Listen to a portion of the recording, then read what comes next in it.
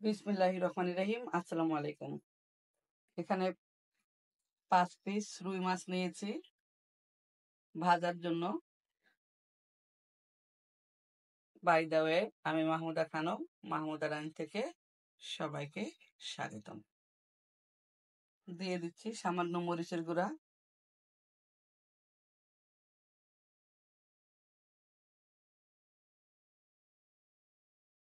দিয়ে দিচ্ছি হলুদের গুঁড়া,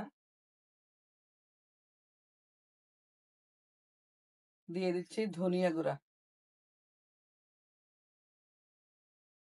দিয়ে দিচ্ছি স্বাদ মতো লবণ।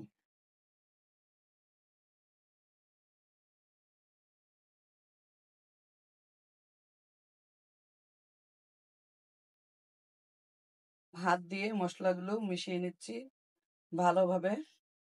মশলাগুলো চেপে চেপে হাত দিয়ে মাখিয়ে নিচ্ছি।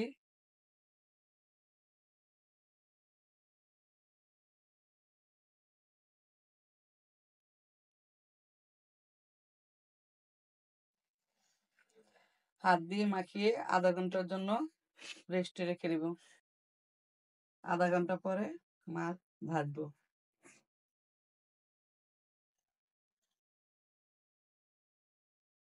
তেল গরম হয়ে গিয়েছে, এ পর্যায়ে দিয়ে দিচ্ছি মাছ।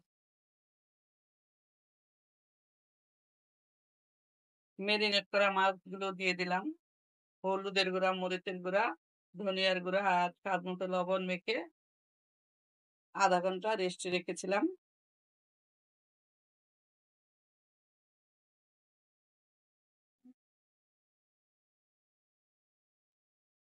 মাছগুলো উল্টিয়ে পাল্টিয়ে একটু লাল লাল করে ভেজে নিব।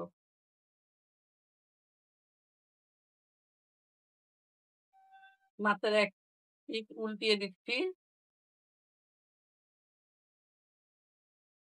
একটু ফাঁকিবাজি রান্না আজকে করলাম, শরীর ভালো না তাই জন্য। মাছ ভাজা আর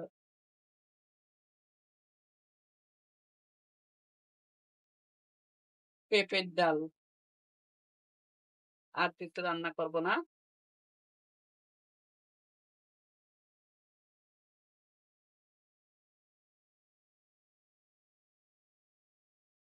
রুই মাছ উল্টিয়ে পাল্টিয়ে একটু লাল লাল করে ভেজে নিয়েছি।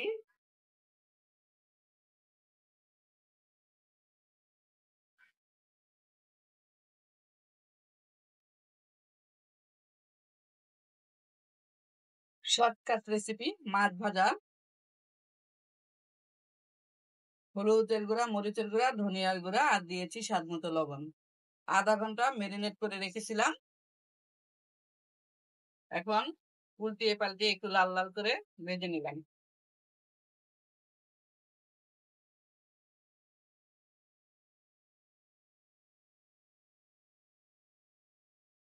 পরিবেশন করব গরম ভাতের সাথে।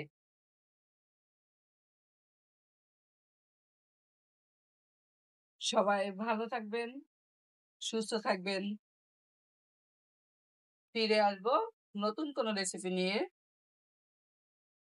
আল্লাহ হাফেজ। আসসালামু আলাইকুম।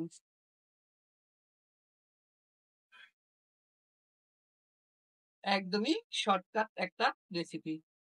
শরীর ভালো ছিল না তাই জন্য আর বাড়তি ঝামেলা করলাম না।